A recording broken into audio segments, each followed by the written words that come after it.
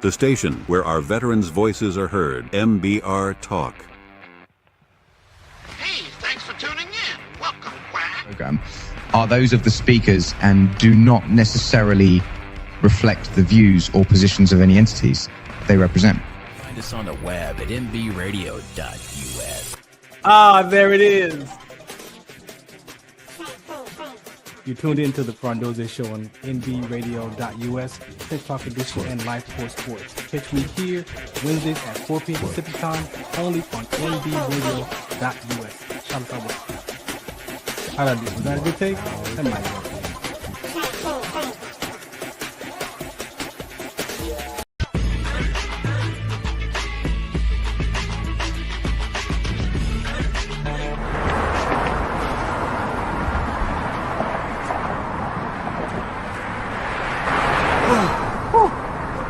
Hey, what's up, man? How you doing? I'm blessed, my brother. How you doing? I'm good, man. I'm good. Hey, did you see the game last night? Oh, that was a good game. But did you see the shot? I lost money from that shot. Oh, man, that shot was cold, I man. hated it, but it was good. Damn. What's in those jeans? You really want to know? I do. Exhaustion, muscle spasms, asthmatic issues, unexpected sickle cell trait crises. Damn. Are you serious? When I was young, I found out I had sickle cell trait. My mom's told me, but I ain't have no knowledge of it. But when I got older, I had a child, and the doctor told me my daughter has sickle cell trait. You know the facts that both parents have sickle cell trait? There's a 50% chance the child may have the trait, and 25% chance the child may have the disease. Hey, that's what's the count. Do you know that 2.5 million people in the United States have sickle cell trait, 300 million people globally? I didn't find out I had sickle cell trait until I was in the Army, 10 years. Next thing you know, I had a sickle cell trait exertion site. Sickle cell? I thought that was a black gene or something. Nah, man, the Latin community is number 2. 1 out of 36,000 babies are being born with sickle cell disease.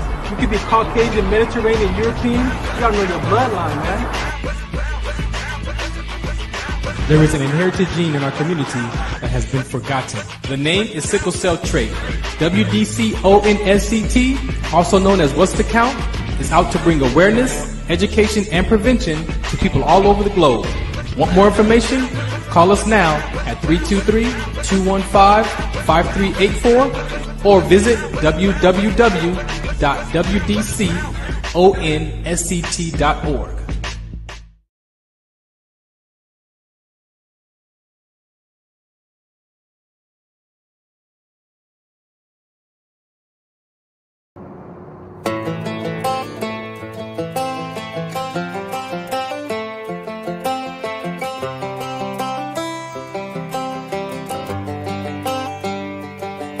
It's the guts and it's the glory, 100 stripes, 100 stories.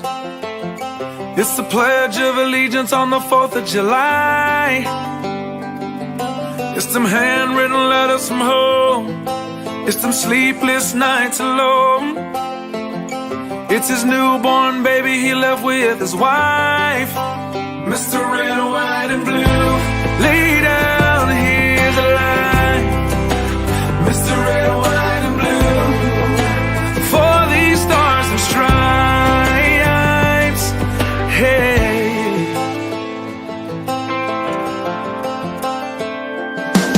From the fields of Indiana to the swamps of Louisiana to the golden coast of California, Uncle Sam's the only family he's got. His purple heartbeat won't stop, and his 18th birthday was the day he was born. Mr. Red, White, and Blue, lay down, here's the light. Mr. Red, White, and Blue, for these stars and stripes. Mr. Red, White, and Blue, stand on the front line.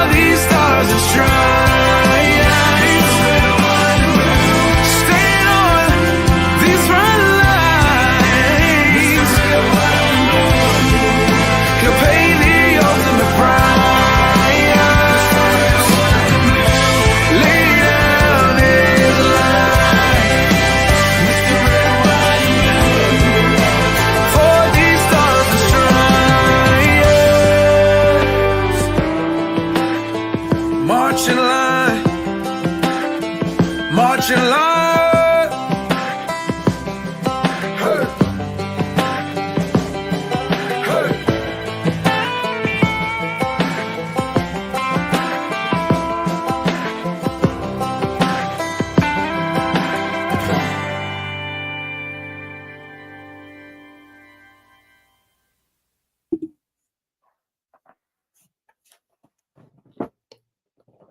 All right. Welcome to another episode of the Farron Dozier Show right here on MB Radio. That's right, the Military Broadcast Radio Network. Thank them for allowing us to have this platform for us to share and to talk about what we're up to. Make sure you can hear my voice. There we go. Again, thanks for tuning into the Military Broadcast Radio Network, the Farron Dozier Show here Wednesdays at 4 p.m. Pacific time. Make sure you go and you check out all the other talk shows, the broadcast, the podcast here on the network. That QR code right there, you can go there and donate to this platform. They provide all the services for us as well. So make sure you can support us, and so that we can get other veterans here sharing their life, sharing their stories, educating, providing services, and providing knowledge, and just a place for relatedness for us as veterans. If you served in the military, like myself, sometimes, we hear conversations in the world that, civilians are not going to understand you. Civilians don't understand. They're not going to understand you. Well, I'm here to tell you, after 24 years of service and being retired for 12 years, I don't understand Farron. So I don't put the pressure on people in my life to try to understand me when I realize that I don't understand me, right? So one of the things about my talk shows is creating the relatedness for one another, right? So if we can relate to one another and you can use your imagination as you do when you go to the theme parks and the Not Scary Farm and all those other ways that you use your imagination to put yourself in those stories, you can actually do that same thing to put yourself in the life of another person. Now, we may say that you can't walk in my shoes. Guess what? I say that you can. I say that you can use your imagination to relate to me to the point that you could experience what would you do given these situations, given those circumstances in life. How would you respond? How would you act? And guess what? It's probably no different than how I would respond or react to those things in life. So that's the relatedness that's so important. Don't understand me. Because if you try to understand me, you're listening to what you understand, and the rest of what I'm saying, you're just throwing it out the window and you're not even paying attention because in your mind, I don't understand this dude. And then sometimes in that communication, we don't have the courage to say, hey, you know what? Start over. What did you say? I didn't get that. We would rather pretend and act like I know what you said. And then when you walk away, I'm like, dude, what was that dude talking about? I have no idea what this cat was talking about. Like, that's the experience that we have sometimes with one another. So it takes a level of responsibility, a level of confidence, or courage to say, hey, you know what? Stop. Start over. I don't know what you're talking about. I don't understand. So those are the kind of conversations we have here on my platform on the Farron Dozier Show. You can catch me also Sundays at 8 p.m. on KCA Radio. That's right, KCA Radio on AM/FM radio in the Inland Empire.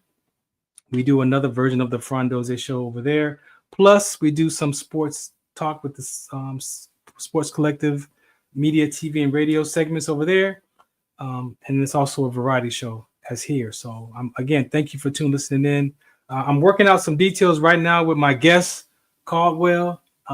He is a 91-year-old mental health educator, Korean era veteran.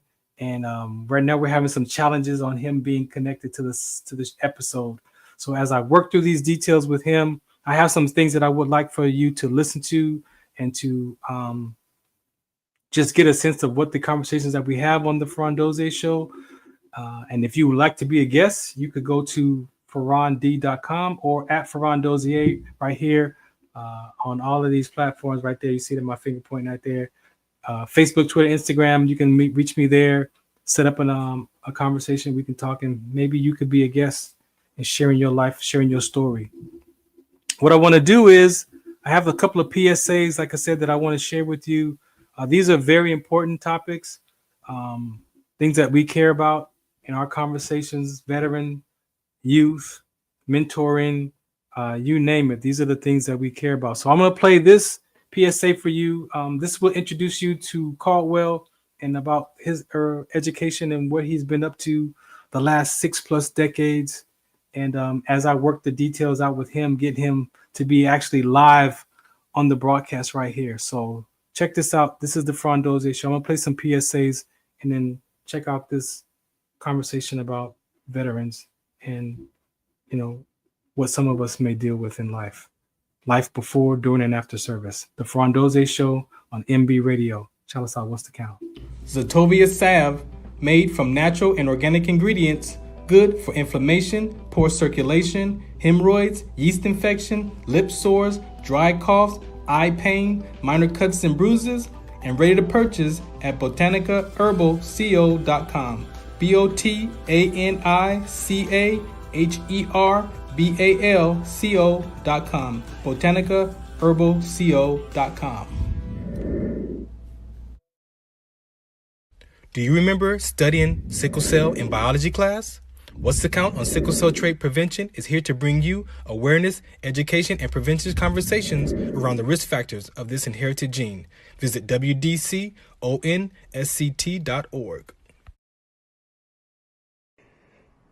Muchos de nosotros nos vemos afectados por la enfermedad de células falciformes a diario y un número creciente simplemente no nos damos cuenta.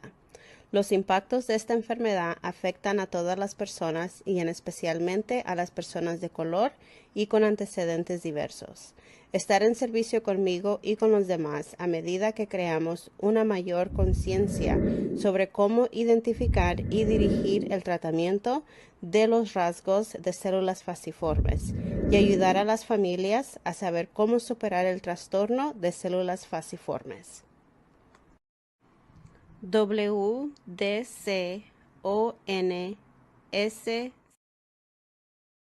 Some of us still carry the burden of battle. It threatens to drown us in our everyday lives. In battle, we had our weapons and combat gear to keep us safe, to keep us confident. But when we returned home, we were not armed with weapons and gear to cope with our own minds. I was lucky to find my combat gear, my mental weapon, and it's called Calmago. Calmago is a drug-free device that allows you to achieve calm in less than 3 minutes in moments of anxiety, stress, anger, panic, or insomnia, not with medication, but rather by activating the parasympathetic nervous system through breathing regulation and multisensory stimulation. A recent study has shown that Calmago decreases PTSD and anxiety levels in veterans, helping those who are suffering and having a long-lasting effect. Visit Calmago.com to learn how you can get Calmago through the VA or with a special veterans discount code. This is Farron from the Farron Dozier Show, 8 p.m. Pacific Time on KCAA Radio, 106.5 FM, 1050 AM. Also streaming from the KCAA Radio.com website, the station that leaves no listener behind, and MBR Radio. That's right, MBR Radio on all their streaming platforms, including MBR Radio on Roku TV, Sunday nights live, 8 p.m. Pacific Time on KCAA Radio and MBRradio.us. The Farron Dozier Show. For more information, search FarronD.com. Tune in to the Farron Dozier Show on KCAA Radio 106.5 FM, 1050 AM. Also streaming from the KCAAradio.com website on Sunday nights at 8 p.m. Pacific Time. Brought to you by Sports Collective TV, Sports Collective Radio, and Sports Collective Media. We got the Heme Factor, we got In the Zone, and we got Fourth Down in the 20-second timeout sports segment. All for you right here on the Farron Dozier Show on KCAA Radio 106.5 FM, 1050 AM. Also streaming from the KCAAradio.com website with my guest hosts Robert Lamar and Coach Will. Catch us on Sports Collective Media on Instagram and Facebook. And make sure you watch us Sunday nights at 8 p.m. on KCAA Radio 106.5 FM, 1050 AM. Also streaming from the KCAAradio.com website. Music, talk, sports, and so much more. Farron Dozier Show.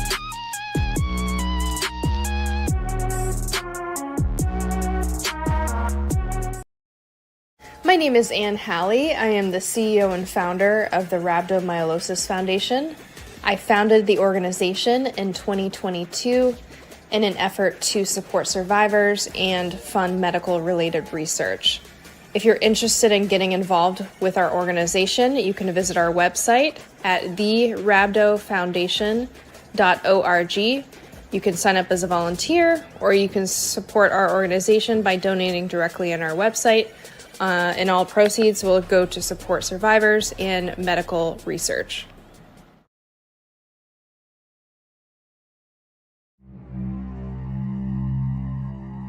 The most compelling social need of humans is to belong. All four of my grandparents were born slaves.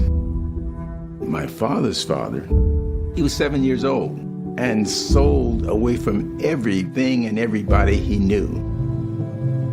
He never again saw any member of his family. My father, he was born in 1884. His mother had died in childbirth, and he raised himself from age 8. The sheriff came with his posse, took my father and my oldest brother and beat them. My father died with scars on his back from that beating. If the sheriff puts you in jail in a Jim Crow South, where do you turn to seek justice? I loved school. It became a source of me finding myself. When I had graduated from UCLA in 1957 and was never even able to get an interview, no Jews, no Negroes, no Hispanics, no Orientals need apply. Now what do I do? Boy, you add color to our faculty. That's all we're interested in. All the other counselors were instructed to give me their failing seniors, dopers, rebels, suicidals. Listening to 12th graders who were not going to graduate, they told me what was going on in their lives. I discovered that I had something to offer people that I thought had everything. Word was already out on the campus that the skinny black dude was cool. I got all these kids who want to talk to me, and I don't have enough time to see them. I think I might be able to see everybody if I saw them in groups. Individual psychotherapy on a couch was the only method. Skinny black dude wanted to do groups? You can't do that, because it doesn't exist. To hell with them, let's do it anyway. Parents want to know, what are you doing to bring about this reaction in my kid? I've been sending my kids to the best psychiatrist in Southern California, and this hasn't happened. This shit works. Developing adolescence without narcotics is a radical new national idea. Oh, you can't do that. Alternative school that includes sensitivity to the mental health needs of our students. This is too big for you. Would you be willing to train my managers? Yeah. Who's Caldwell Williams? He hasn't published anything. 22 Iraq-Afghan veterans committing suicide every day. I think I know who these young people are. Mr. Williams, you don't want to touch this. You don't know who we are, Mr. Williams. And I said, yes, I know who you are. Maybe you don't know who you are. Did your parents encounter racism? Oh my gosh, yes. How about your grandparents? Oh my, even worse. Then how did we get here? Someone persisted and prevailed in spite of. I would assert that no less is required of us.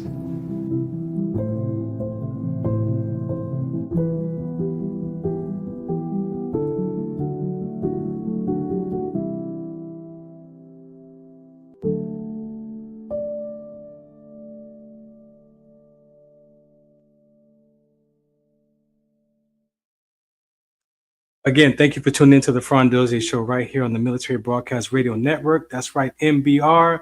As I'm preparing you for this interview, that is Caldwell Williams. He is 91 today, and I've been working with Caldwell since 2018.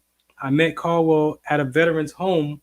I went to interview a World War II veteran for my Trench Talk show, and he was in the crowd. And after I got done talking to that World War II veteran, interviewing him, Caldwell approached me and shared with me what he was up to in life and his care for veteran suicide and what he's been doing. He came out of retirement in 2014 or so, 14, 15. And so we were on the same path, right? I was going through my life transition of depression and suicide ideation and anxiety and all that conversation that I have to manage today. And he was also using his education that he used from childhood conversations to the brands, the companies that he went to do work for, and then coming out of retirement to work with veteran suicide and these topics that we're going to talk about today. In these last few years, being connected to him and talking to him and listening and having conversations, applying his curriculum to my life, applying the biblical principles to my life, applying the landmark education distinctions to my life, all those pieces. Oh, don't let me leave out cognitive behavior therapy, applying that to my life, applying grief counseling from the VA to my life. What I understand that I could tell you today that I can articulate is that principles work. We are used by principles. We are used by principles that sometimes are corrupted principles, right? That we survive life from.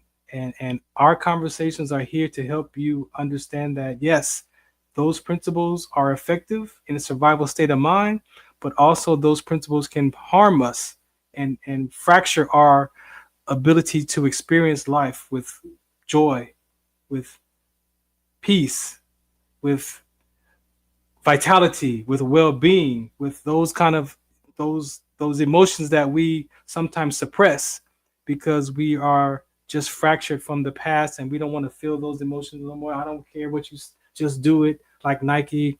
Those conversations are real, but sometimes we describe life with our language. We don't say what's so, we describe it.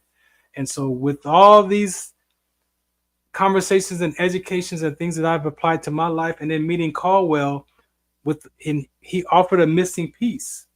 He offered a conversation that I thought I was a good listener, but then I realized that I didn't really listen. I wasn't an effective listener. And with that being said, learning his education, applying his skills to my life, I discovered something about myself. That yes, we do want to belong. We're human beings. We're social beings. We want to belong. But there's one thing that I could tell you from his education that when I applied it to my life, I asked him a question. And I don't know if maybe some of y'all might deal with this. I was dealing with a conversation called ambivalence. Ambivalence is when you are struggling in your mind of trying to figure out what to do, and you don't want to leave a person out, and you don't want to. And so I was dealing with that. Like I would want to go hang out with my friends, but then I want to go hang out with this friend instead. And I felt like if I go hang out with this person or these people, then the other people would be disappointed in me because I didn't choose to go hang out with them. And I couldn't figure out like how, like, what do I do with when I want to go? I can't be in both places at the same time, but I feel like I want to do both of those things. And what I learned was that's a real life empirical conversation about called ambivalence. And so when I talked to Caldwell about ambivalence, he was like, "Hey, you know what?" He actually gave it a word. And I have him on line one. All right, let's go. He actually gave me a word to There what you I go, was sir. feeling. Thank you for your service. What I was experiencing. He said, "Oh, that's Thank you. ambivalence." I'm like, ambivalence? He's like, yeah, that's the struggle between trying to figure out. And so what he allowed me to see was, instead of me struggling with my battle of trying to be everywhere for everybody and feeling disappointed, not only in them, but in myself, I was able to take that conversation, look up the definition of that word, look at it, how it applied to my life. And I saw that I could create a conversation. So guess what? If I got 3 things to do in that day, I could actually reach out to those people and say, hey, look, what time you want to do this? What time we doing this? And then I was actually able to go and be with my friend and hang out over here for a few hours and still go and come back and hang out with my friend over here at their event or what they were doing. Do you know how much freedom I got for that? Caldwell, do you remember that conversation? Yes, now that you remind me. Do you? Yes, indeed.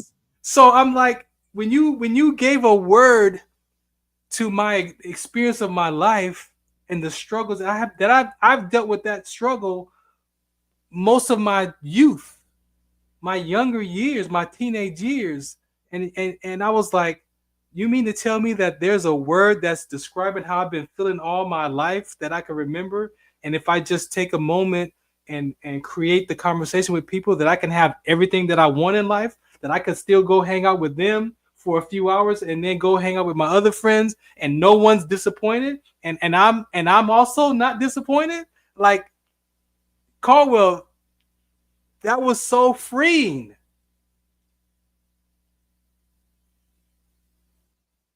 Are you there? What you just said reminds me of a couple of epiphanies that I had during the 8 years that I had a charter school. I don't know how much these people know about me, but in 1970, I received California's first public school charter, 22 years before the legislature passed the law. I was working on University High School in West Los Angeles, where the wealthy people sent their kids still to public schools in 1965. And one of the things that I found was, having grown up myself as directly the grandson of people who were born slaves, my parents were first generation free. I had in high school read a philosopher named Henry David Thoreau, who talked about the masses suffering in silent desperation.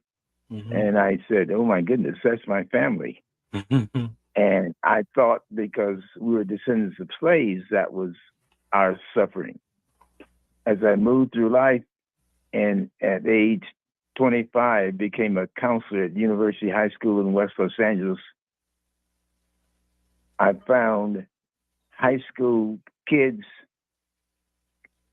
from iconic families in disarray, on drugs, committing suicide, suffering in quiet desperation. And I could name some iconic names now that they're dead. I don't mind revealing. You know, Senator Alan Cranston, Chancellor Chuck Young of UCLA, Simon Ramo, the inventor of the intercontinental ballistic missile, et cetera, et cetera, et cetera. Seemed that no families were escaping this quiet desperation, even though you could hire a PR firm to tell a romantic story about you. Right. And as I pursued my own journey, which was a determination, that my wife and I were fortunate to have two sons, to have them escape this syndrome, it turned out that information that I was discovering for my own household was translatable to be monetized. I ended up not only creating an innovative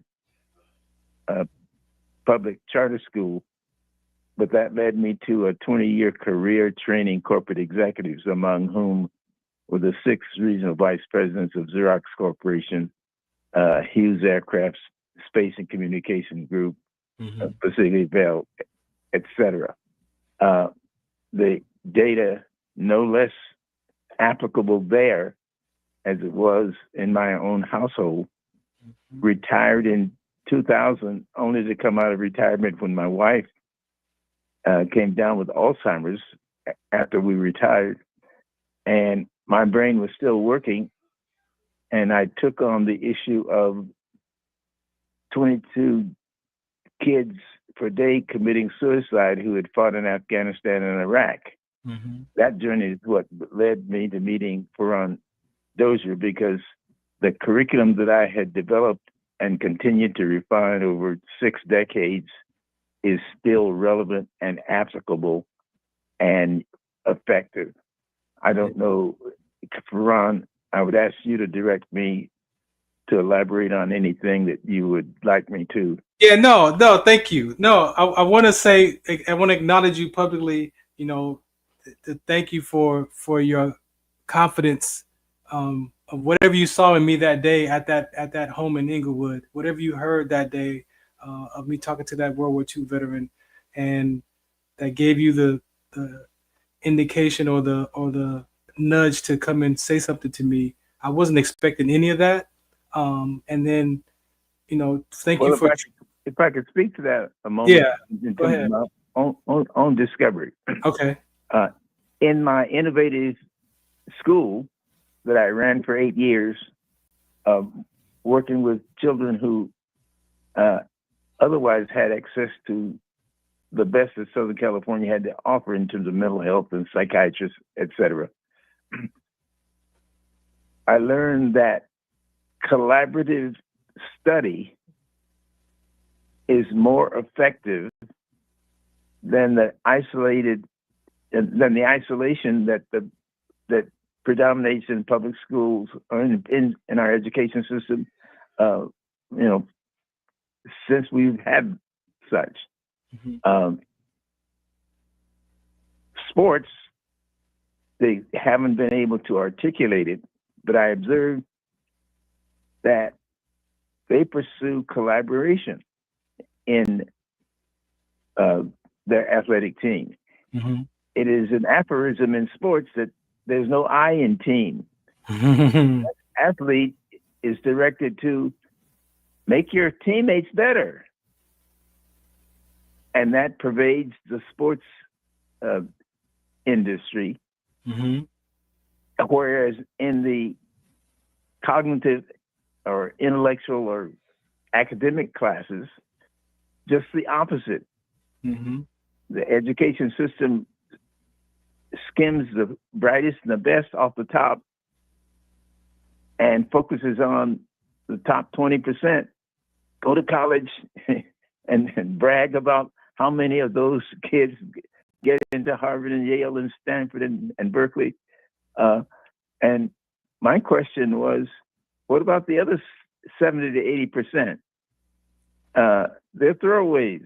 Mm-hmm. And they end up in our criminal justice system. Mm-hmm. They predominantly end up, one of the most positive alternatives that they see is joining the military. Yeah. If they can't make it in the NBA, or they can't make it as a rapper, or they can't, or they don't want to become a drug dealer. Yeah, well, that's what I'm saying. When in my transition out of the military, and then my sickle cell trait awareness, and then discovering my voice in this radio podcasting back in 2009, and then now going to school at it and becoming a radio and TV broadcaster certified, things like that. And using that talent or that skill to be open and asked to be interviewing the World War II veteran, then meeting you with your curriculum, and we're on the same type of journey. Again, I want to say thank you for allowing me to hang in there with you through these last 7-8 years almost, and now being able to possibly carry your conversation on because of the confidence and the trust that you have with me. Can you share what you saw in me that allows you to see that I can move this conversation forward while you're alive, and praying that when at that next level that I can take this conversation forward? It's been a delightful journey. I love you as my third son. I remember in that same house where we met, I asked you to read something and your face changed colors. And I got that you were insecure as a reader. Definitely. And that put me in touch with the study skills that I had discovered that we had developed in my school, in which collaborative study, we allow no student in the classroom to go past a word they don't understand. Yeah. And the dramatic turnaround, we flipped from the 20%, and sometimes in that school it was considered a really good school, 30% who were qualified for college out of high school. We flipped that to 70%, and the school district said that's impossible. Yeah. This Negro must be cheating. Yeah. and to this day, I can demonstrate the efficacy of this approach, which then intimidates the education establishment, and it's like, well, keep that troublemaker out of here. Well, let me elaborate on what you said of what you saw in my terror when you asked me to read that, and that's because of a decision that I made in the second grade, and even today I still manage that conversation because from my experience of growing up, even Pastor Larry that I speak at his youth Sundays with right now currently, he would come over to my grandparents' house and he would bring books and he would pay me $1 if I could read those books next time I saw him. And so, but during that second grade class, for some reason, when I would read in class or read the books, my eyes would not stay on the page. It would drop down to the different levels, the different, I'm reading ahead. My mind is already on the next line and I'm still trying to read the lines where I'm at. And so one day in second grade, I raised my hand to read and the teacher called on me. And so what she would tell me was, okay, either use a ruler or use your finger to make sure that you could follow along and stay on the line that you're reading. So that gave me confidence. I raised my hand. I'm reading with my finger and I'm reading the cat in the hat, Jack and Jill, and went up and so one day I did that, man, and somebody in the class laughed at me. And when I heard them laughing at me, in that moment to survive that embarrassment, I said, I'm never going to read out loud and I'm never going to raise my hand again. And that stopped me from 6 years old until I discovered that at 46. So for 40 years, I lived that I'm not going to read out loud and I'm not going to raise my hand because I was so disappointed in myself and embarrassed of the people that laughed at me. And I never forgot that feeling. And so when I'm in my radio broadcasting school, I was in Radio Academy at the time in 2015, my instructor said, hey, I need you to read this. It's your turn, Farron, read that paragraph. And I told him no. And he's like, no, you got to read it. And I'm like, no. And so putting up a fight, I ended up reading it because I'm participating in the class. But I drove home from school that day wondering, why did I act like that? Why did I give the instructor such a hard time to read that paragraph that I'm here learning to be a broadcaster? And using the principles that I had been studying at the time before I met Caldwell, I realized that story popped up in my head driving home of me sitting in class, reading with my finger, and then someone laughing. And when I took that story and I unraveled it with my curriculum, that education that I was taking, I saw the embarrassment and the disappointment and the shame. But what I also saw was the impact on Farron's life of not reading out loud and not raising my hand. And then I looked at, how did I have a military career of 24 years not reading out loud? And what I saw was, as a platoon leader or platoon sergeant, I give it to somebody else to read, or I wouldn't raise my hand to read, or I would just not try to read, or if I had to, I struggled.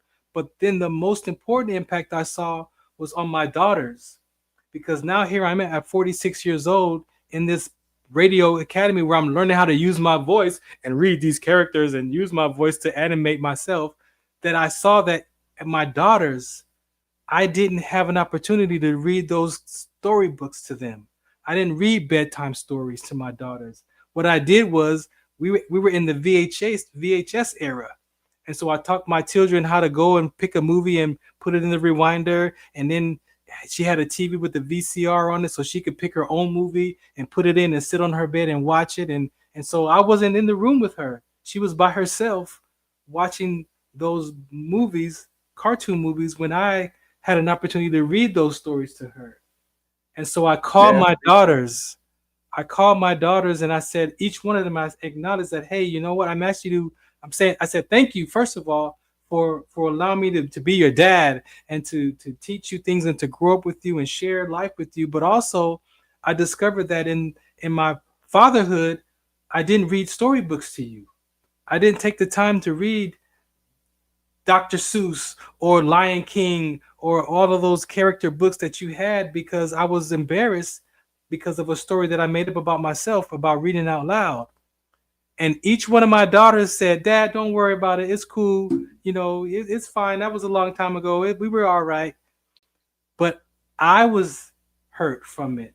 I was hurt from my opportunity to do that. And I'm grateful that they were able to tell me that it didn't bother them. But as we get these conversations going with Caldwell and the things that we're going to talk about in this episode, these are the conversations that his curriculum goes to help people discover the emotional, the social emotional conversations that we really don't get a chance to talk to or talk about in particular environments like our home, like our school systems, right? May I speak to that for a moment? Go ahead. My 15-year-old grandson, mm-hmm. I had a chance to hang out with him a week ago. He's an extraordinary, highly achieving youngster. Mm-hmm. And in his he just started high school in the ninth grade.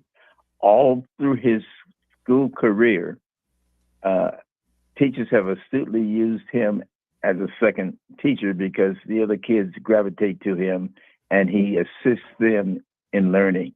But I want to give you a little background on how a way to get there. Mm-hmm. Before he started preschool, I had spent the night with my son and his family, and Milo's his older son.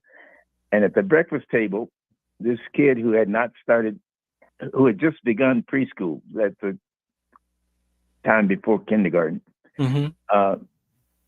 On the wall opposite the dining table were several hundred large cards, vocabulary words. Mm-hmm. And he said, Grandpa, the game I want to play with you is you pick a word. I'm supposed to define the word and use it in a sentence. Mm. And this is the 5-year-old kid. So I picked the word and he said, Grandpa, with you, my sentence has to make you laugh. So this kid, before he started school, was literate. And when he got to school, the teacher was astute enough, because he was a wigglewort, because he already knew what she was trying to teach. She was astute enough to utilize him instead of letting him wiggle. You can help me help others, which is part of our philosophy of collaborative study. Mm-hmm. That's another way of saying what the sports industry already knows. If you're the best athlete, your responsibility is to make your teammates better. Mm-hmm. And that philosophy is applicable in the academic classroom. And I'm 92 years old, and before I leave this vale of tears, I want to get this into the public discussion because it makes a difference in a majority of the kids' lives who are now throwaways. Yeah. No, again, man, thank you, for taking time out today. There's one conversation that I want to have with you most recently. I recently got delivered and free from not being vulnerable. Again, I made a decision at age 14 that I was not going to be vulnerable and that I have to defend myself in relationships. And that was from a 14-year-old girlfriend breakup in junior high school. And that girl broke up with me because she said that I wasn't paying attention to her. And I think she gave me at least 3 opportunities to get it together. And on that third opportunity, when I went back to her to try to reconcile that relationship or ask her to give me another chance, she told me, no, I'm not the guy for you. You're not the guy for me. And she started dating my friend's friend. Now, in junior high school at 14 years old, that was one of my final decisions that I made in my peer age, that I was not going to be vulnerable, and I have to defend myself in relationships. And then that's how I lived my life from 14. That was a 41-year decision that I made from 14, because at 55, just a few weeks ago, this month, I discovered that me not being vulnerable, it caused me to defend myself for my behavior, for my character, for my personality, and for my body language. And in the conversations that I've been having with Caldwell and my personal development education and with church, and all the other stuff that I've been applying to my life, when I was able to look at why I wasn't being vulnerable, one of the conversations that came up was, in life, most of us live this experience of have, do, and be versus be, do, and have. And then I saw that like, oh, okay, I remember that distinction. But then there was a conversation that she said, in life, we can choose life the way it is and choose life the way it isn't. And sometimes you hear people say, oh, this is just what it is. Life is just what it is. Like, they don't complete the circle. It is what it is, and it ain't what it ain't. Life is what it is, and life ain't what it ain't. And when she put it in that context for me, Caldwell, what I heard for myself was, I can choose being loved, but I can't choose being unloved. And the ability to choose being loved and to choose being unloved gave me the space that I could actually be okay with Farron. Like, I felt whole. And so then I start to look at what other parts of my life that I haven't chosen. Well, I haven't chosen grief. I haven't chosen loss, the way it is and the way it isn't. Then I saw I haven't chosen being vulnerable, the way it is and the way it isn't. And the moment that I chose being vulnerable, the way it is and the way it isn't, a space opened up for me. And then I went to the Bible and says, okay, what does the Bible have to say about vulnerability and how we treat people and how we are with ourselves? And what I saw was James chapter 5, verse 16. And that verse says, confess your faults to one another, right? And so when I looked at confess your faults to one another, and then I looked at choosing vulnerability the way it is and the way it isn't, I saw that for the heart of us, we're taught as men, as boys, don't show your feelings. You can't be emotional. You got to be tough. You can't cry. You can't do this. You can't. But I saw that the word said, I get my strength in confessing my faults to my brother or sister. And I get my strength in praying for you and through sickness so that we can be emotionally. Like, when I saw that, Caldwell, from the spiritual context versus how I was living in my heart, it allowed my heart to be softened enough to download that scripture. And I saw that me being vulnerable is not me being weak. It's actually me being strong and confident and getting my power back, because I'm able to actually share my emotions with people. Because I let people tell me they don't like what I say about them. I'm allowed people to tell me that I hurt their feelings, but I've never been able to tell people, you know what, you hurt my feelings when you said that. I've never been able to say to a woman, you know what, you hurt me when you said that like that. But when I got that choosing life the way it is and the way it isn't, and then I got the word of God that said, confess your faults to one another, it gave me that I could be vulnerable. I could actually confess my faults and take responsibility for how I land on you in life. See, a lot of times I was defending my position. Well, I said that because you made me mad, or I said that because you did me like this. So I defend my intentions, but I wasn't present to how I hurt that person. And with that being said, it gave me the space to then be responsible for Farron's behavior, Farron's body language, for Farron's character, even for Farron's personality, on how I land for people. And I don't mean to hurt people's feelings, but I know that how I act can cause people to be damaged or be hurt by Farron's behavior and character. And Caldwell, that is something that it another layer that I just peeled off, but I'm bringing you to this conversation because when I looked at that part of my life of being vulnerable now, I said, what what could cause a child to feel disconnected from his mother at 2 years old? And when I looked at one of my stories, I'm gonna give it to you. One of my stories, I grew up at 2 years old feeling like I was disconnected from my mother, and and but I didn't have language. And when I put all of our conversations together again in that subject, I saw that, man, I felt like my mom left me with my grandparents at 2 years old, even though it was a good idea because they were watching me while she had to go to work, and she picked me up on the weekends. But I looked at the Bible and I said, okay, God, what else is there? And I heard the conversation. I remember strife. And when I looked at strife, and the Bible says that, we're born in sin, which is rebellion, and we're wrapped in iniquity.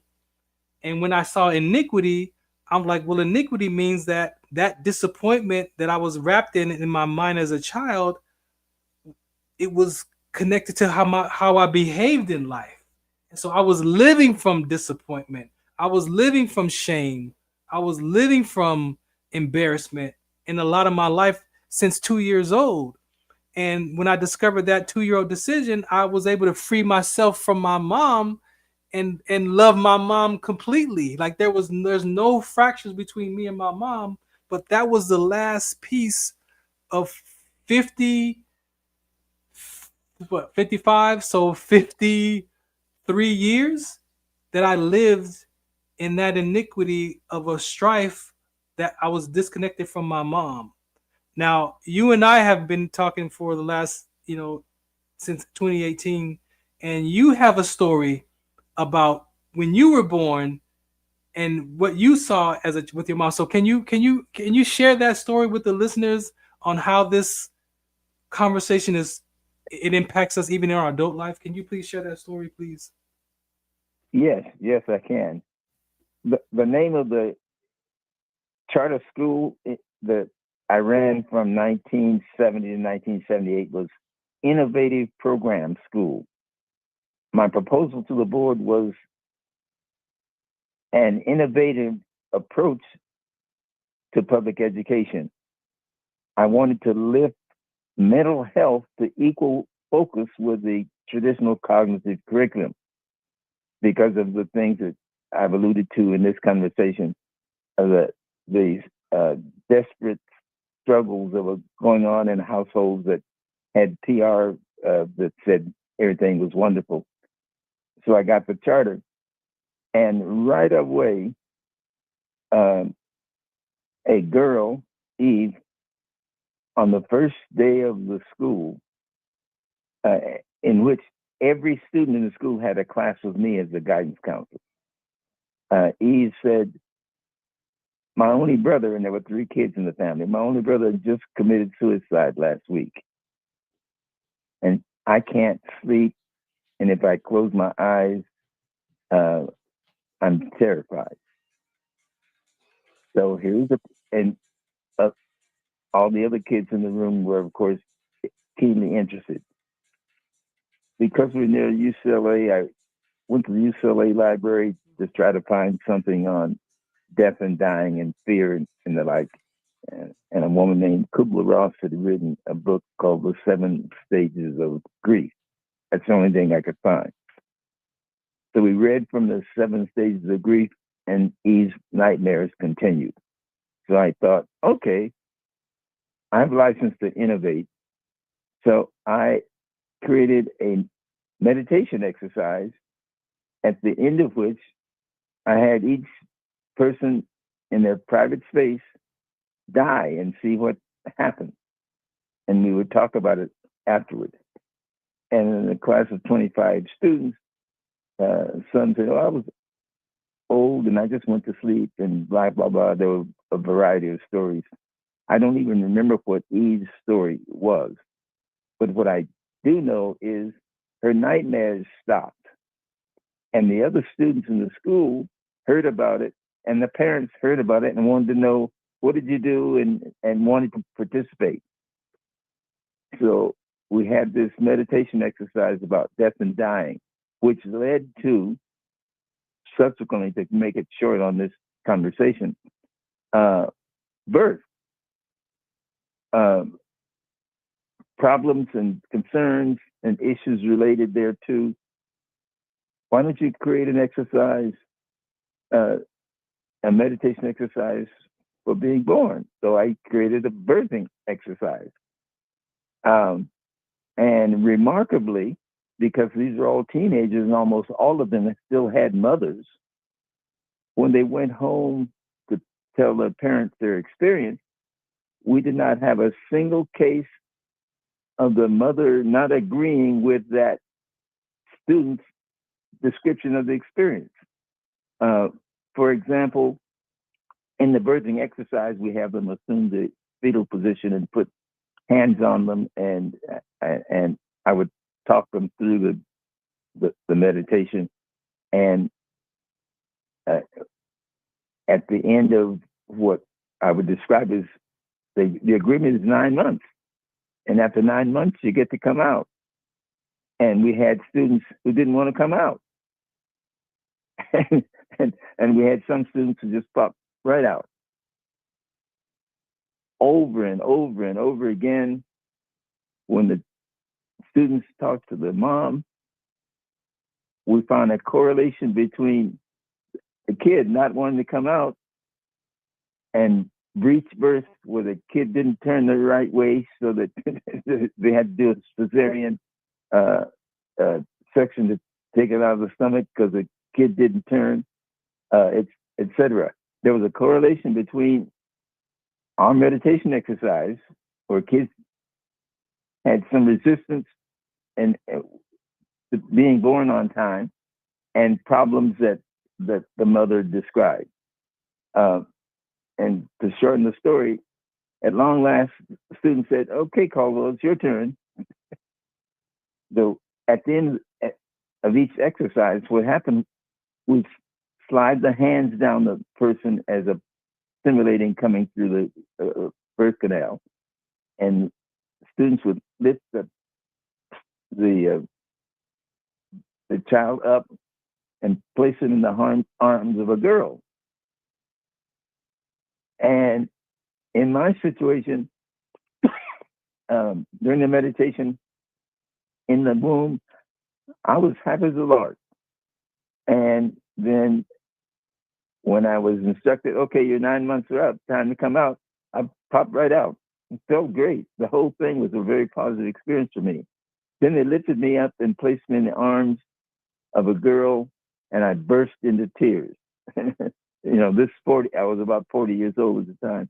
This 40-year-old man burst into tears with his student. Mm-hmm. And what was going on in my head, these exact words: "Don't cut me loose. Don't make me leave you." I had experienced my birth as a rejection of my mom. And the insights, the epiphanies were popping in my head. All of my life, I chose only girls where I could be in charge, because I didn't trust that if I made myself vulnerable to her in my most vulnerable time, she'd push me away. I was so excited about that insight. I hopped in my Plymouth and hurried to my mother's house. She was 81 years old at the time. And I told her about my experience, and she chuckled and said, "Oh, did I never talk to you about your birth?" And I said, "No." She said, I was born on a farm in East Texas. My parents had a 120-acre farm that they owned. And everybody was in the field. It was April 4th, 1934. Everybody were in the fields, and she was, of course, at home. I'm number 10 of 11 kids. So it was a large family. And of course, she was always in the house working on something, washing and cleaning and cooking, etc. She said, "The 9 children before you, my birth pains would come in time, and Dad would get on a horse and go into Linden, the town, about 4 miles away, and bring the doctor." And she said, "You just popped out." They were in the fields, and I thought, there's no time. I put a quilt and a sheet on the floor, and you popped right out. And I said, they'll be home for lunch soon, and then they'll help me. And she said, oh, okay, I know how to do this. This is number 10. She said, I tied your umbilical cord with a string, and with scissors, I cut your cord.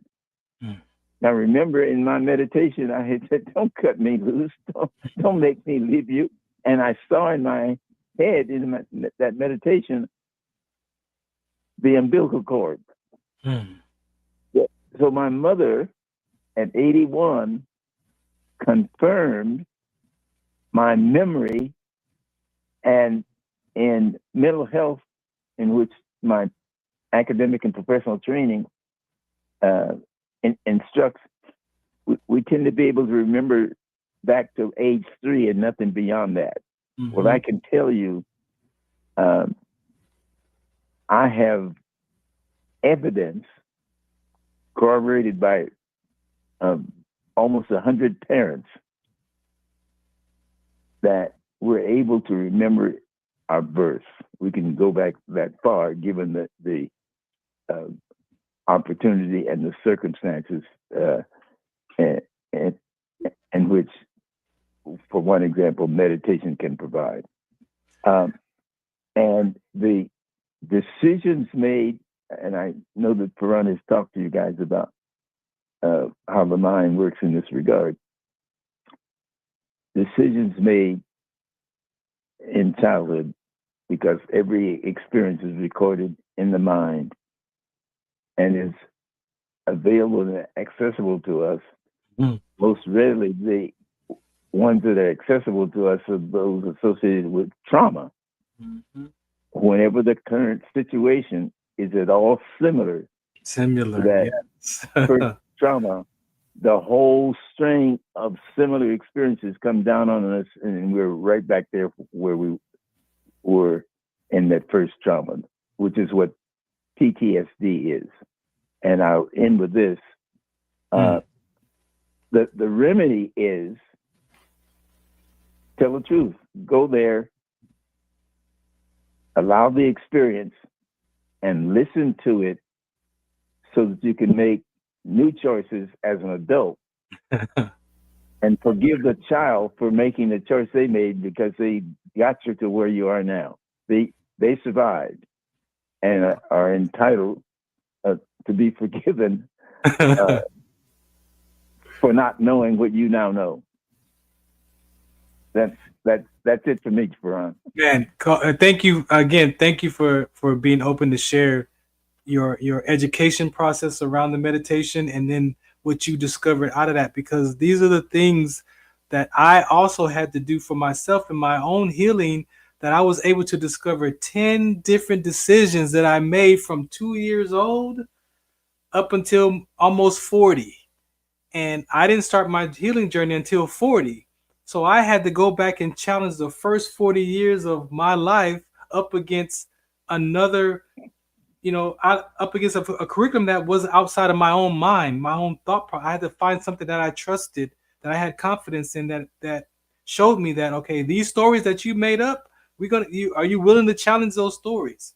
And I was like, yes. So then let's go. And when I did that work, Caldwell, I started to discover the 2-year-old, the 5-year-old, the 6-year-old with the reading. So I'm going to tell you, the 2-year-olds with my mom, the 5-year-olds with my dad, the 6-year-old was with my second grade class, the 8-year-old I was abandoned by my mom, the 11-year-old I was embarrassed for food stamps and walking to the store, and I would never have a car that was a good running car because I had to walk to the store, and I was embarrassed and in shame walking back home with the grocery cart that my stepfather was pushing, that we paid food with the food stamps with at 11. The 14-year-old decision with the girl, that the breakup, that I'm not going to be vulnerable. The 23-year-old that I became a liar because I was embarrassed that I had 2 daughters at 23, and I became a liar because I wanted to be accepted and I wouldn't tell people that I had children. The 36-year-old decision that I made when my collapse from sickle cell trait exertion, that I made it mean my life was over. Like, and then the decisions of being free at 40 years old, the decision of doing this work, and then the 50-year-old decision that I made. I mean, of now from negative, and the last two are life-changing decisions, right? And I really appreciate you, man, for again the confidence that you have in me to be a part of your program, GoalTenders and LBI Solutions, as a company and as a curriculum, and even the stuff that we just have conversations around, where I feel like no one understands when I'm talking. I feel like people don't get me because I've done my work to be free from those conversations, but I hear people say that, oh, that doesn't happen to me, or I don't know what that is. But when they tell the truth, or they hear the space where they could say, you know what, I do have something like that in a different version of it. It may not be the exact same story of mine, but the principles will allow you to unravel that story if you're willing to put that story inside of those conversations. The same way that cognitive behavior did for me, that allowed me to stop saying that I don't trust women, to say, hey, you know what? I trust women 50%. And now I can no longer say I don't trust women. But then I had to look and see, well, how much do I trust Farron? Well, guess what? I don't trust Farron that much. And if I have to put a percentage to Farron's trust, maybe I trust myself 50 or 60%. So then if I don't trust myself but 50 or 60%, say 60%, then how can I expect me to allow me to trust other people 100%, or let them trust me 100%? So even the cognitive behavior that the VA offers, even the personal development courses, even your listening program, even grief counseling, those are all principles. And if we're willing to put our life in those conversations and have the confidence or the trust that we can be and do the work, I agree with you, Caldwell, because what I've learned in my 15 years of that education, when I'm ready to have a breakthrough, my body pulls the anxiety out. So when I have the thought and I have the memory and the story, what arises is the body sensations connected to all that. And if I allow myself to be with that body sensation and the aches and the pains, or the stomach gut pain, or the nervousness or the anxiousness, and I use the educations to process my thoughts and tell the truth, like you said, as an adult today, man, Caldwell, I get free from the body sensations. And then now the thought and the body sensation and the story is no longer connected. I'm not triggered by it. That's the freedom. You just summarized our work. Man. Did you hear me? Yes. This is your work. Our work. This is our work. Yes.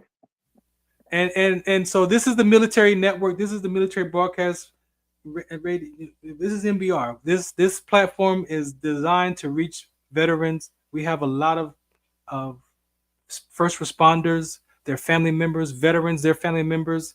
What do you want to say to our veteran community as we focus PTSD, we focus the traumas, we talk about the objectification of labeling another human being from a human being to a terrorist, and we kill terrorists, that one day our brain will remember that wasn't a terrorist, it was a person, and then I have to live with that decision that I killed.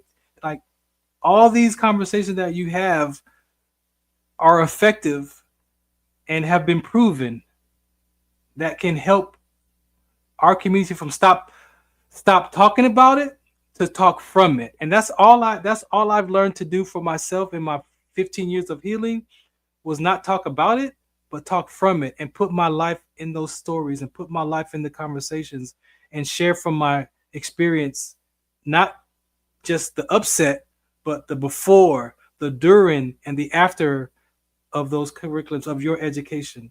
What do you want to say to our veteran population, our veteran community, our first responders, and their family members? When I first started on this path to reach out to kids who had fought in Afghanistan and Iraq, my focus was on the young guys. And I had assumed that the older guys pretty much had finished their journey and were not receptive. And then where I was located when I met you in Inglewood, I met Black Vietnam veterans. And this is I can make a general statement because it is predominantly true. 100% of them had been born in the South, as they described it, working on sugarcane plantations in Louisiana, cotton plantations in Georgia, in Mississippi, when they were conscripted, when they were drafted into the military. And it was, according to them, an upgrade in their standards of living. I remember one man saying, my lunch in the cane fields was molasses, syrup, and a biscuit in a tin can. And then I got into the military. I had, 3 meals a day and clean underwear and all that. And at first, I celebrated. But I had no education. And so in Vietnam, we were thrown into the worst of the jungle battles. And found that all of the commissioned officers, or most of our commissioned officers, were white boys from the South who had gotten their commissions in ROTC in Southern schools, and often had their stars and bars, that Confederate flag, with them in the jungle before they slept. And we came to translate some of their behavior as offensive, and we had gotten hooked on heroin because heroin was like popcorn in our location. And the brass looked the other way because it did not diminish our willingness and ability to kill gooks. But it also didn't diminish our willingness and ability to lob a grenade on a bigoted commissioned officer who had his stars and bars at his location. So a number of them freely committed participating in fragging.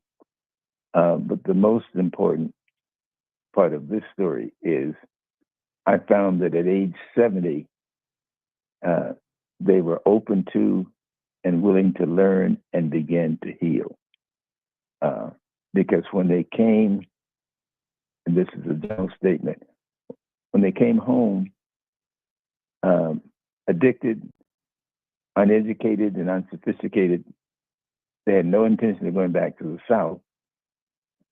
So we stayed in California and we hustled in the Bay Area and in Los Angeles.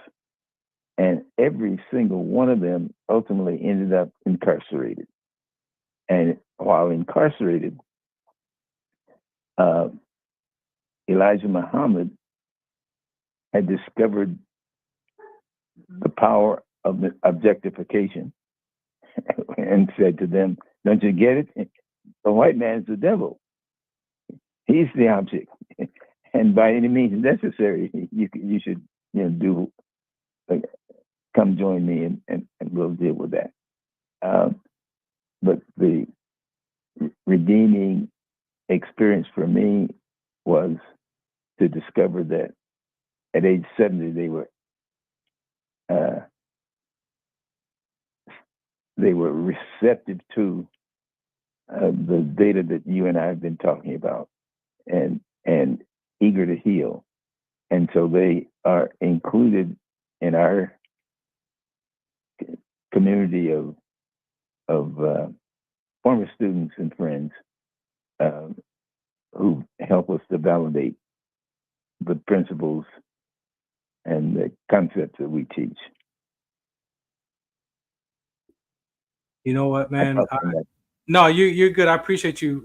Again, it goes back to, let's see, I got like 15 more minutes. I want you to touch on for our veteran brothers and sisters the power of objectification, because the way that you explained it to me, it made so much sense that me joining the military at age 19, I never really thought about that I gave my life to death in the military until in my early 50s. I never really looked at the training that we went through. Well, I did have this one story. I remember because I wasn't vulnerable, right? So remember the decision I made, I'm not going to be vulnerable. What the military did for me was it allowed me to suppress that vulnerability and emotions because they taught us from day one, you can't worry about where your girlfriend or your wife is at, because if you are daydreaming on this field and then this training, you could get everybody killed. So you need to pay attention. You need to make sure that you are focused and you are, listening to the instructors, because this training is going to save your life and your buddy's life, and could be your whole squad and your battalion could be rested on your shoulders. If you over here, Jody's got your girlfriend and gone. So don't worry about your wife or Jody's got her and gone. She's gone. Caldwell, what that did to me was allow me to just cut off my emotions completely, to disconnect myself from my home, from my wife, at the time from my family, from my friends, and only focus on the training and surviving life in that moment for the rest of my career, because I need to make sure that I learn these navigations and these training developments, that I can apply this to save my life if I ever have to go to war.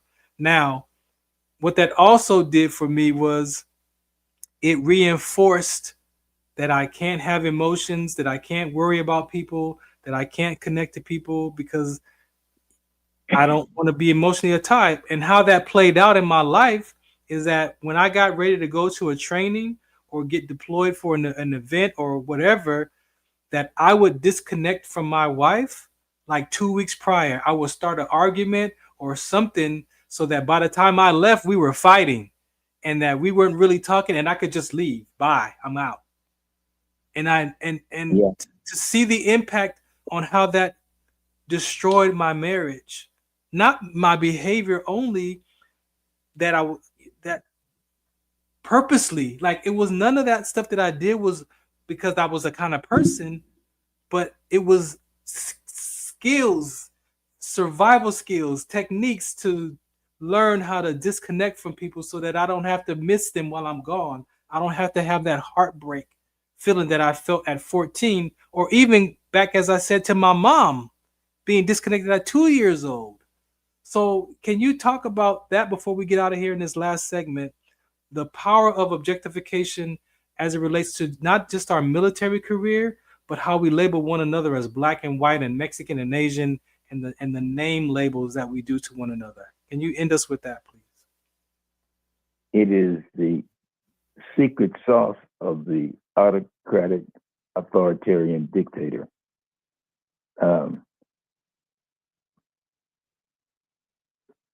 When I was drafted in 1957, the Korean War was winding down, the shooting had stopped.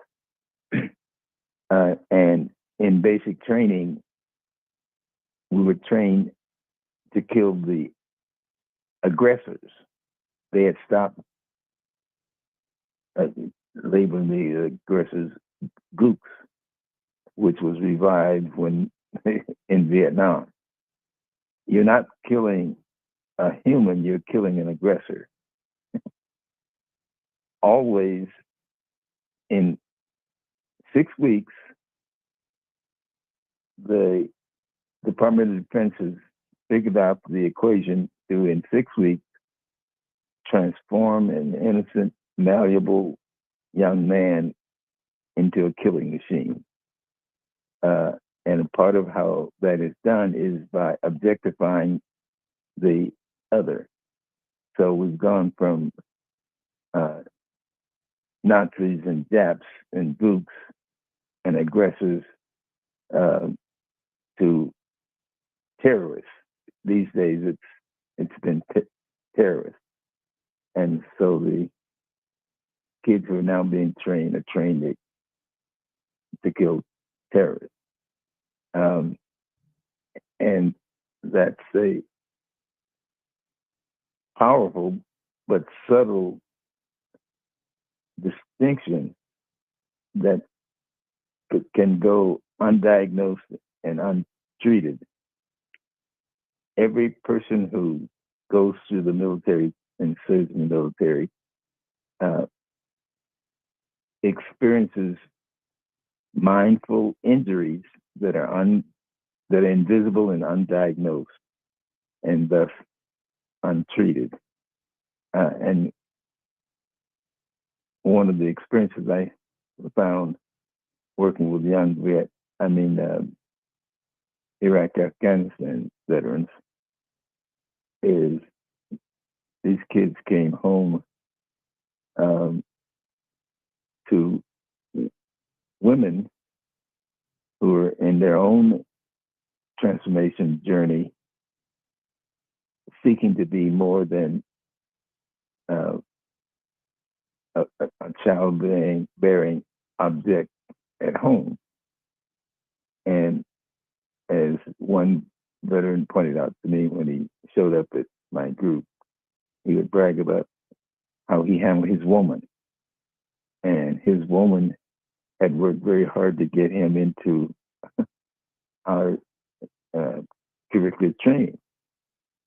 And it was a couple of months in where other veterans like yourself were leading the training. He pulled me aside and said, and by the way, he came in with a lot of bravado, bragging about white privilege and denigrating blacks and Latinos. And more than half of our group were blacks and Latinos. And they said they wanted to kick his butt and kick him out. And I said, we don't throw anybody away. The boy is hurting. You don't attempt to hurt others without being in pain yourself. But at long last, this boy pulled me aside and said, my mother was poor white trailer trash in rural Wisconsin. She worked as a truck stop waitress. I didn't know who my dad was until I was 15 years old. But I was good in the classroom, and I looked around and adopted the attitude of the people who were in charge. And in rural Wisconsin, white bigots were in charge. So that I adopted the culture because I wanted to fit in. And when I I joined the Marines because I didn't know what else to do after high school. My cadre, my leaders, commissioned leaders were bigots.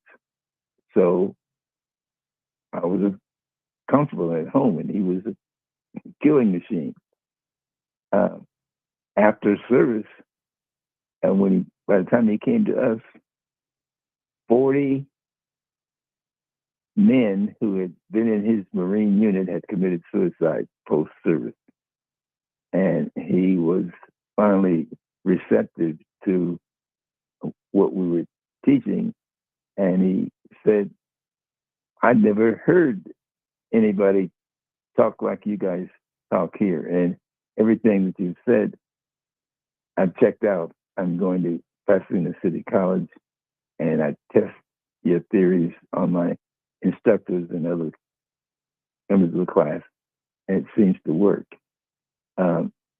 And so the objectification, and by the way, even to this day, he still refers young veterans that he meets to us.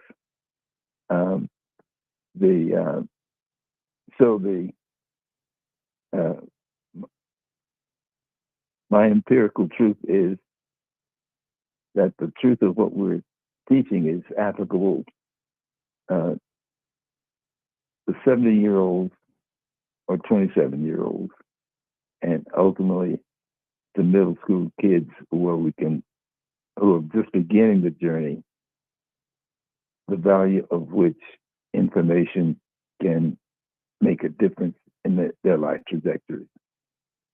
I appreciate the opportunity for you to invite me to be a part of this conversation, Farron. Thank you.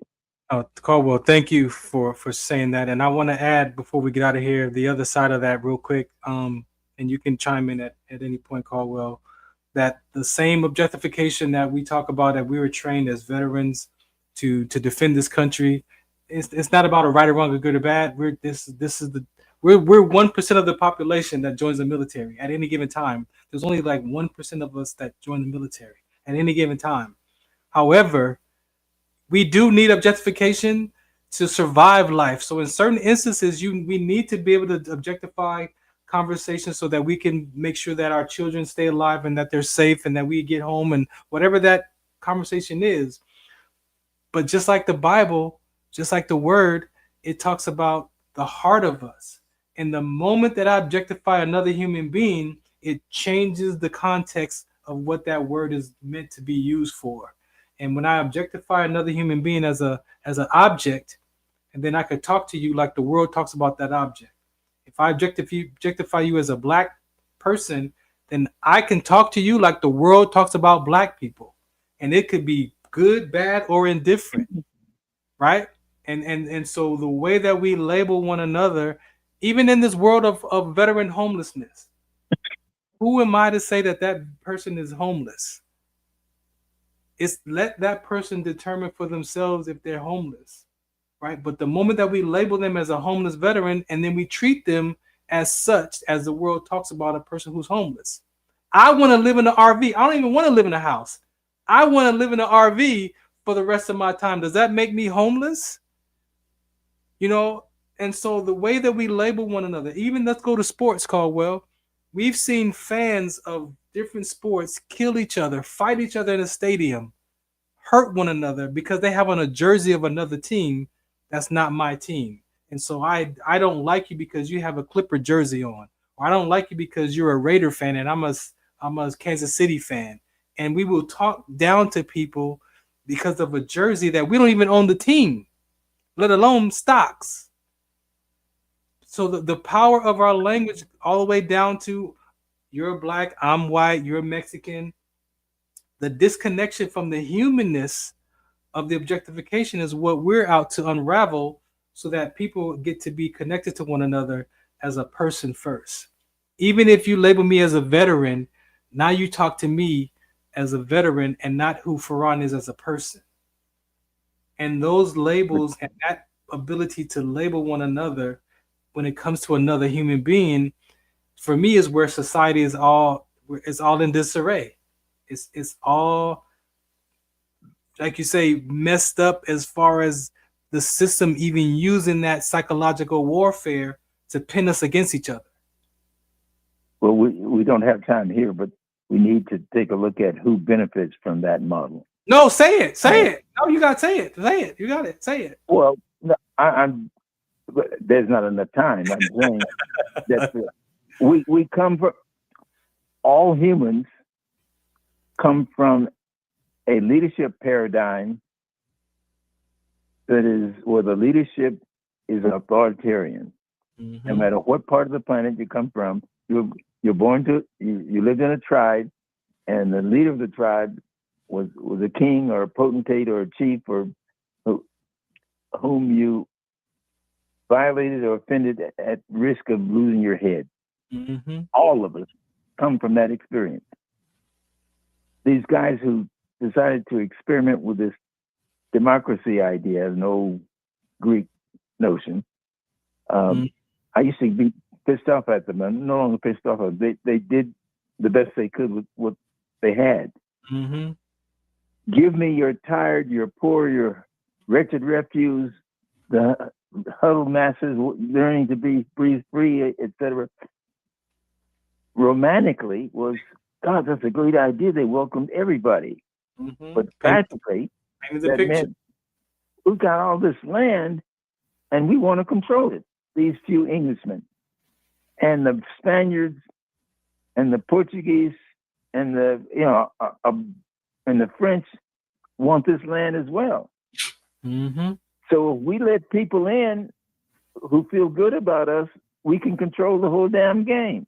Mm-hmm. But what we agreed upon, unwritten, and our historians apparently agreed not to tell the true story, is 100% of the non-English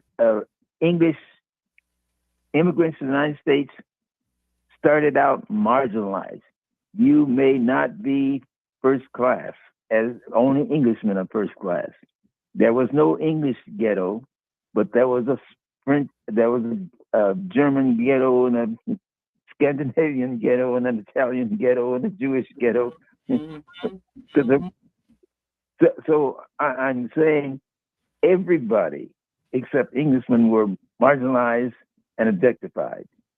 I don't know how old you guys are, but have you heard the name WAP, Kinks, Coolies, Rednecks, Crackers, Niggers? Every group was discriminated against and given a pejorative name, except Englishmen. And I'm saying the gang started out objectifying others. You weren't, at my church, I've befriended this couple who are in my age group, and they're from Indiana. And the Indiana mascot for their athletic team are Hoosiers. Mm-hmm. You know that name? You heard Hoosiers? Yep. I've learned from my new friend, Hoosiers, in her experience in her family, is equivalent to nigger. Hoosiers, when they went into the rich neighborhoods in Chicago or Cleveland, they were treated like niggers.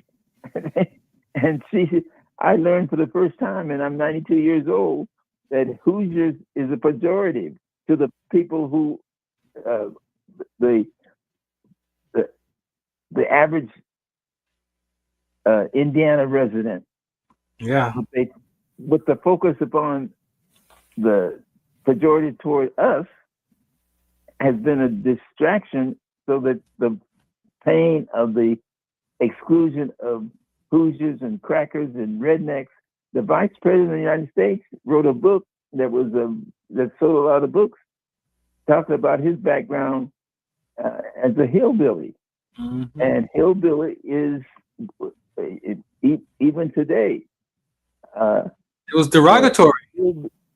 This derogatory, and they bring up the bottom of the intellectual and education and economic scale. Right. Lyndon Johnson, when he was doing his war on poverty, had in mind hillbillies, the first of the poor people that the Title I funds went to try to help the hillbillies of West Virginia.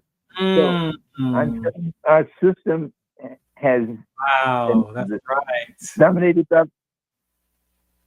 Anyway, our system has been broken for, like you said, the democracy is a Greek philosophy, and our country is still ran by dead men ideas, and we that those ideas are old.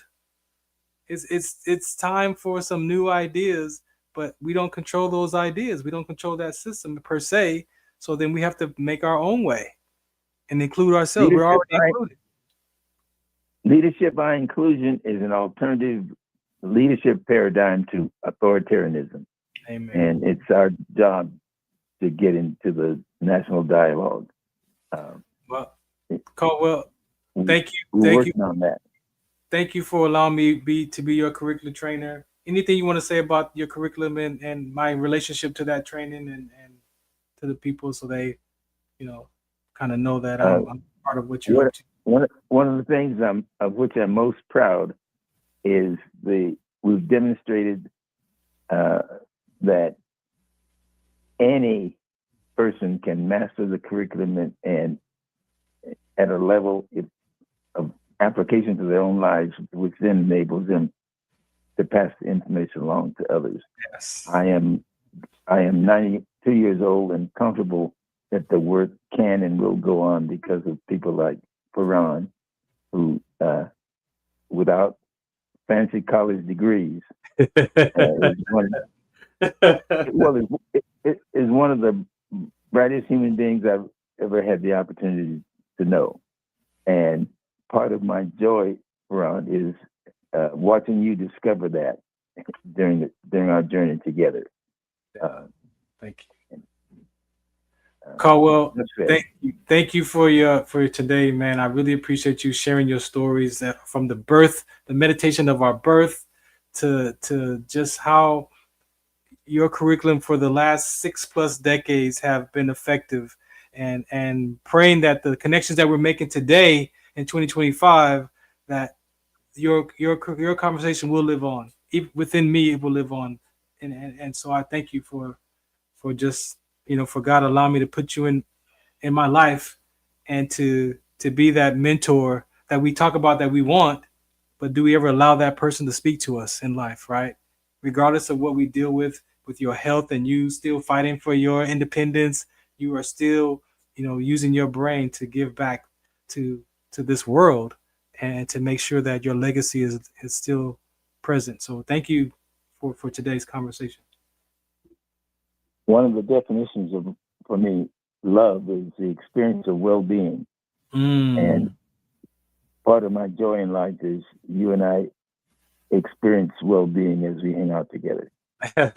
And we do very, very, very minimal disagreements, very minimal, and we were able to clean them up too if we did. Yeah, absolutely. All right, man. Thank you. Great. Thank you, Caldwell. Yeah. Okay. Good night. Bye-bye. All right. I hope you've enjoyed that conversation. It'll be available on all the podcasts afterwards. But that was Caldwell Williams, my mentor. This guy has poured into my life with his knowledge, with his education. Graduated from UCLA in 1957. Has done tremendous work around mental health, mental toughness, however you language it. There's one of the many ways that we can help develop and help people heal. We have one solution called LBI Solutions. We're attending to it one way with GoalTenders, however you want to language it, but I'm blessed to be a part of that conversation.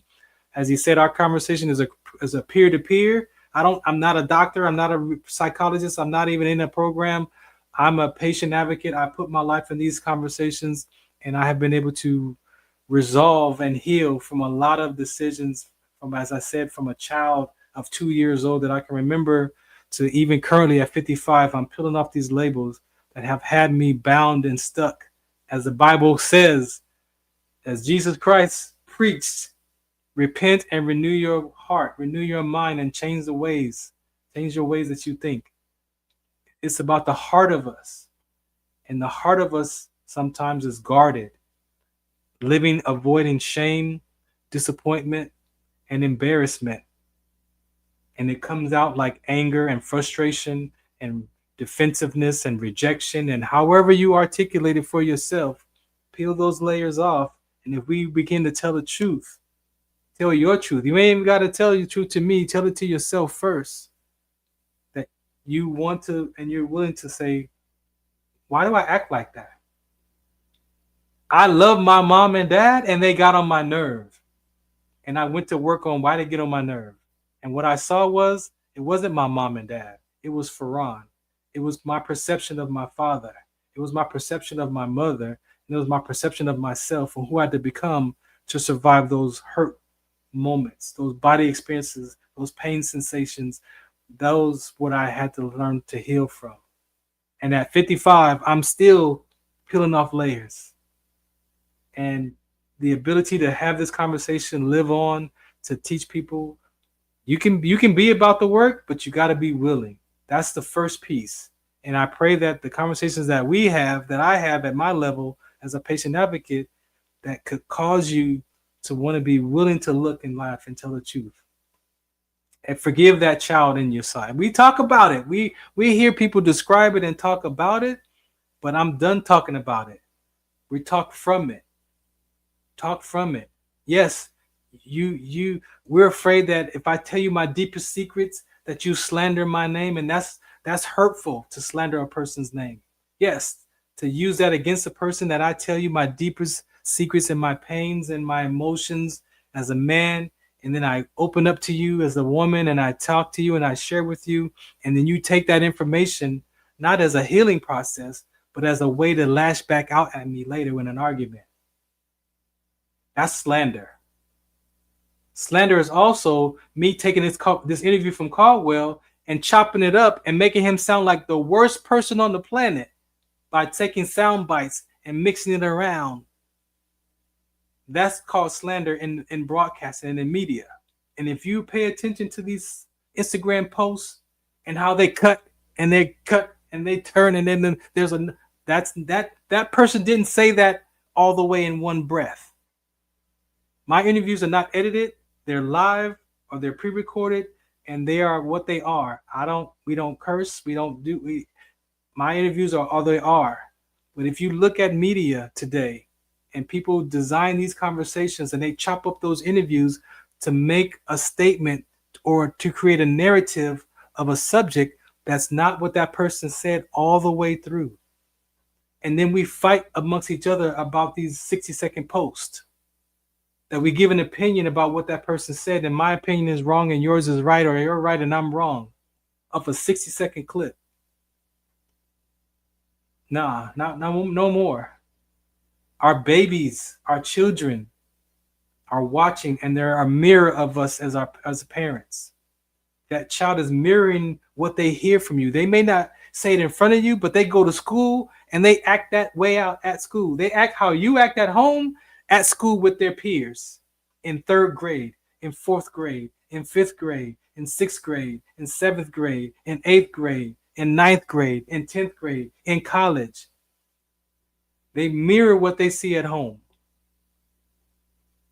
And as a parent, we either have to restore that as a parent to our child, or as a child to the parent. Go talk to your mom and dad if they're still alive. Go talk to them and find out how they were when they grew up. How was life for them before they had you? Talk to your grandparents and find out, what did your grandparents go through when they were children? What did they deal with in their generation? And I promise you that when you hear the generational differences and the generational consequences that have been passed on from your great-great-grandparents to your grandparents to your mom and dad, that's not their own influence. They've been influenced by their culture or by a belief system or by an ideology or a philosophy or a theology that may not fit who you are today. I'm 55. I had to get a new ideology, a new philosophy, and a new theology so that I could be free from my past, so that I could challenge the stories that I made up. Some are true, some are valid, some are made up, but they're my truth. They weren't the truth.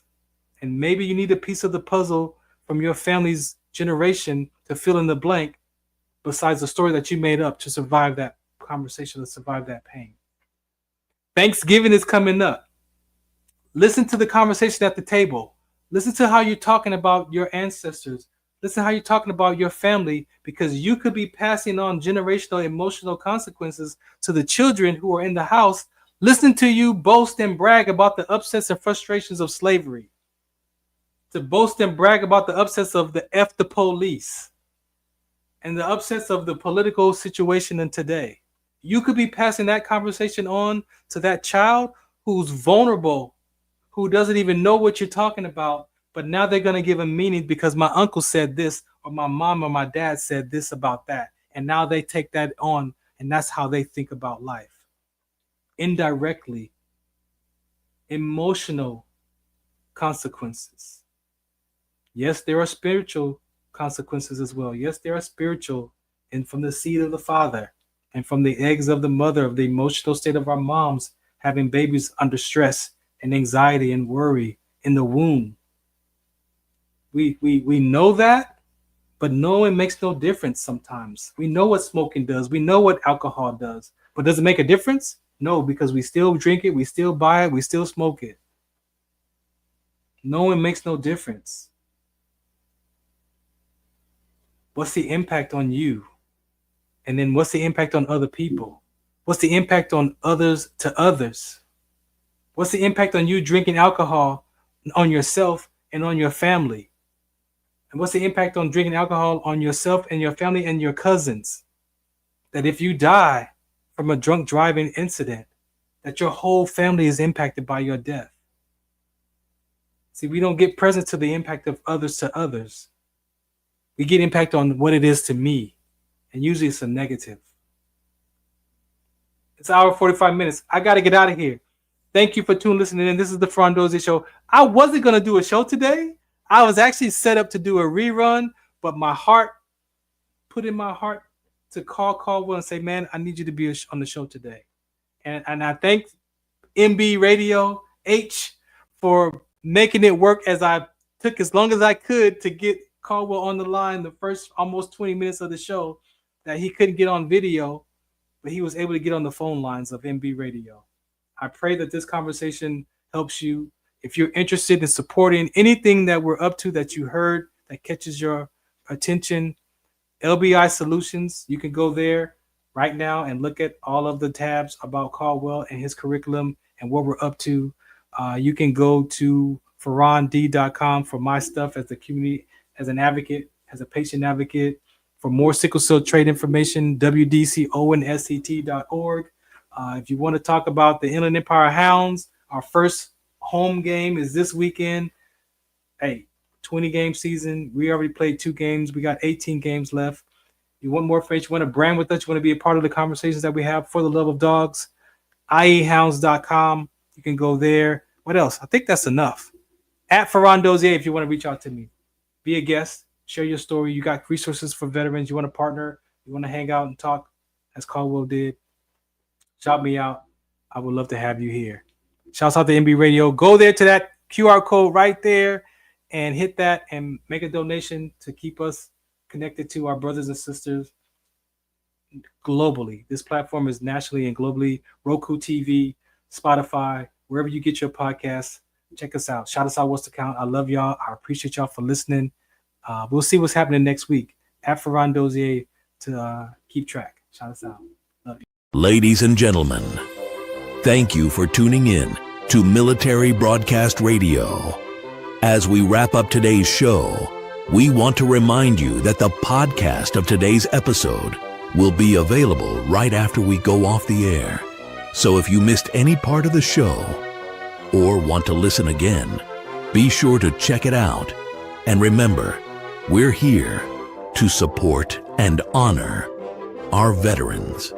Your stories and experiences matter, and we are committed to giving you a platform to share them.